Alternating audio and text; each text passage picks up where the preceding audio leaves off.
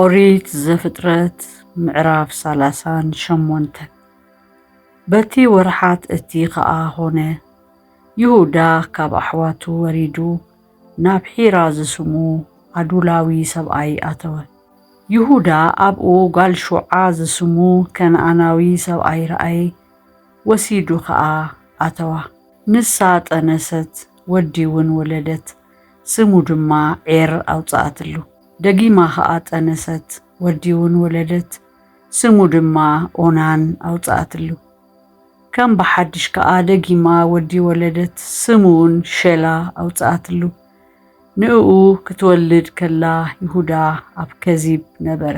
ይሁዳ ድማ ንዔር ቦኽሪ ወዱ ታማር ዝስማ ሰበይቲ ኣምፅኣሉ። ዔር ቦኽሪ ይሁዳ ግና ኣብ ቅድሚ እግዚኣብሔር ክፉእ ነበረ። እግዚኣብሔር ከኣ ቀተሎ። ሽዑ ይሁዳ ንኦናን ናብ ሰበይቲ ሓውኻ እቶሞ ወረሳ፣ ንሓውኻ ድማ ዘርኢ ኣቁም በሎ። ኦናን ግና እቲ ዘርኢ ንዕኡ ከም ዘይከውን ፈለጠ። ኮነ ኸኣ ናብ ሰበይቲ ሓዉ ምስ ዝኣቱ ንሓዉ ዘርኢ ምእንቲ ኸይህብ ኢሉ ናብ ምድሪ ኸዓዎ። እቲ ዝገበሮ ኣብ ቅድሚ እግዚኣብሔር ክፉእ ኮነ እሞ ንዕኡ ድማ ቀተሎ። ሽዑ ይሁዳ ንሱ ድማ ከም ኣሕዋቱ ኸይመውት ኢሉ ንታማር ሰበይቲ ወዱ ወደይ ሼላ ክሳዕ ዝዓቢ ኺዲ ኣብ እንዳቦኺ መበለት ኮይንኪ ተቐመጢ በላ። ታማር ድማ ኸይዳ ኣብ እንዳቦኣ ተቐመጠት። ድሕሪ ብዙሕ መዓልቲ ድማ ጓል ሹዓ ሰበይቲ ይሁዳ ሞተት። ይሁዳ ምስ ተጸናንዐ ንሱ ምስ ሒራ ኣዱላማዊ ፈታዊኡ ናብቶም ኣባጊዑ ዝቖርፁ ናብ ቲምናት ደየበ። ንታማር ድማ እንሆ ሓሙኺ ኣባጊዑ ክቖርጽ ናብ ቲምናት ይድይብ ኣሎ ኢሎም ነገርዋ። ንሳ ኸኣ ሼላ ዓብዩ ክነሱ ሰበይቱ ክትከውን ከም ዘይተዋህበት ረኣየት እሞ ክዳን ምብልውናኣ ኣንቢራ መጎልበቢ ተጎልቢባ ኣብ ጥቓ መገዲ ቲምናት ኣብ ዘላ ደጊ ዔናይም ተቐመጠት። ይሁዳ ምስ ረኣያ ገጻ ሸፊና ነበረት እሞ ኣመንዝራ መሰለቶ። ንሱ ኸኣ ሰበይቲ ወዱ ምዃና ኣይፈለጠን እሞ ኣብቲ ጥቓ መገዲ ናብኣ ኣግሊሱ በጃኺ ናባኺ ኸኣቱ ሕደግኒ በላ። ንሳ ድማ ናባይ ክትኣቱስ እንታይ እሞ ትህበኒ በለቶ።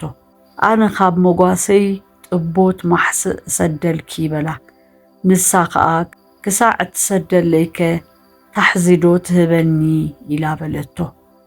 ንሱ ኸኣ እንታይ ታሕዙ እሞ ክህበኪ በለ። ቀለቤትካን ማዕተብካን እዛ ኣብ ኢድካ ዘላ በትርኻን በለት። ሃባ እሞ ኣተዋ ኸኣ። ንሳ እውን ካብኡ ጠነሰት።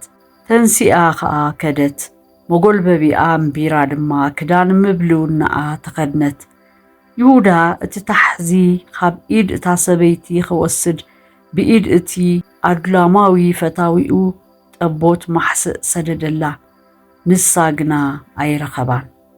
ነቶም ሰብ እታ ቦታ እቲኣ እታ ኣብ ዔናይም ኣብ መገዲ ተቐሚጣ ዝነበረት ኣመንዝራ ኣበይ እያ ዘላ ኢሉ ሓተተ።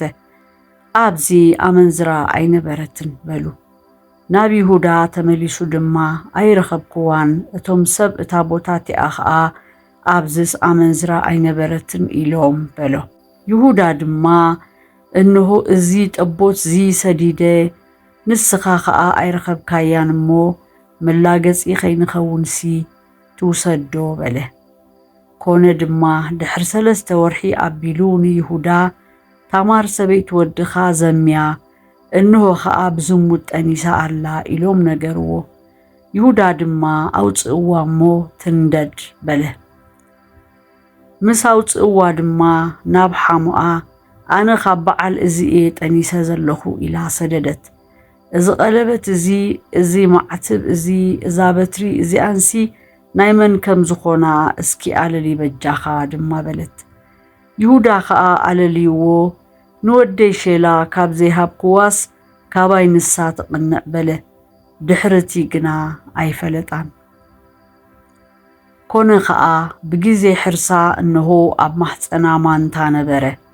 ኮነ ድማ ክትወልድ ከላ እቲ ሓደ ኢዱ ኣውፅአ እታ ምሕረሲት ከዓ እዚ ቅድም ወፀ ኢላ ቀይሕ ፈትሊ ወሲዳ ኣብ ኢዱ ኣሰረትሉ ኮነ ድማ ንሱ ኢዱ ምስ መለሰ እንሆ ሓዊ ወፀ ንሳ ከዓ ከመይ ሰንጢዕካ ባዕልኻ ወፃእካ በለት ስሙ ድማ ፋሬስ ተባህለ ብድሕሪኡ ከዓ እቲ ኣብ ኢዱ ቀይሕ ፈትሊ ዝነበሮ ሓዊ ወፀ ስሙ ድማ ዘራሕ ተባህለ